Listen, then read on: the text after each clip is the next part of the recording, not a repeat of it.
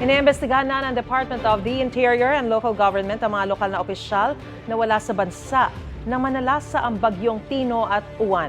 Sa Visayas, may ilan ng local officials ang inireklamo ng isang abogado dahil bumiyahe sila pa Europa kahit paparating ang bagyong Tino. Narito po ang aking unang balita. Nagsampa sa Visayas Ombudsman ang abogadong si Attorney Julito Añora Jr. ng reklamo laban kina Cebu 5th District Representative Juke Frasco, Liloan Mayor Alju Frasco, Catmon Mayor Avis Ginoomon Leon, San Francisco Mayor Alfredo Arquiliano Jr., Todela Mayor Greman Solante, Poro Mayor Edgar Rama, Pilar Mayor Manuel Santiago, at Compostela Mayor Felix Jorquinho dahil sa pagbiyahe nila papuntang Europe kahit napaparating noon ang bagyong Tino.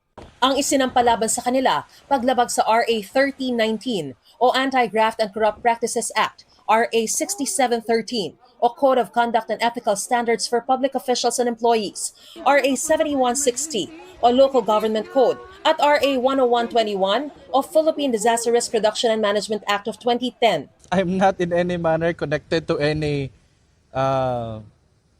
politicians. I filed this on my own judgments because I've seen the incompetence of these public officials, and it is like, I mourned with all of the victims of these typhoons. If these local chief executives are just present during the typhoon, I would not have filed this case. There is dereliction of duty here.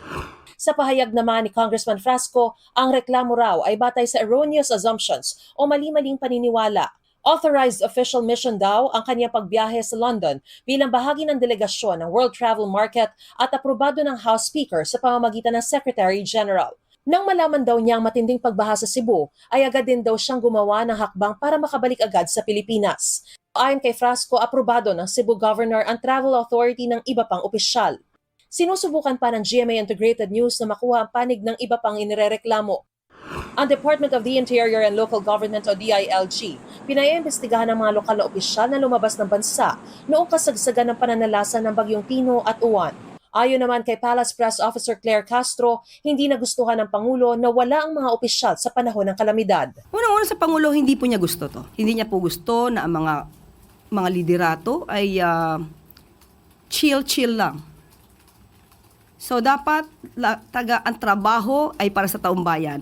Kasi ang taong bayan umaasa po sa gobyerno, lalo na sa mga gintong klaseng sitwasyon. At hindi pwedeng sabihin lang na chill lang palagi, dahil dapat trabaho, hindi bakasyon. Ito ang unang balita. Mariz Umali para sa GMA Integrated News. Kinumpirma naman ni Cebu Governor Pamela Baricuatro na inaprubahan niya ang pagbiyahe ng ilang alkalde ng Cebu. Pero anya, prerogative ng mga opisyal kung itutuloy nila ang biyahe o hindi. Gusto mo bang mauna sa mga balita? Mag-subscribe na sa GMA Integrated News sa YouTube at tumutok sa unang balita.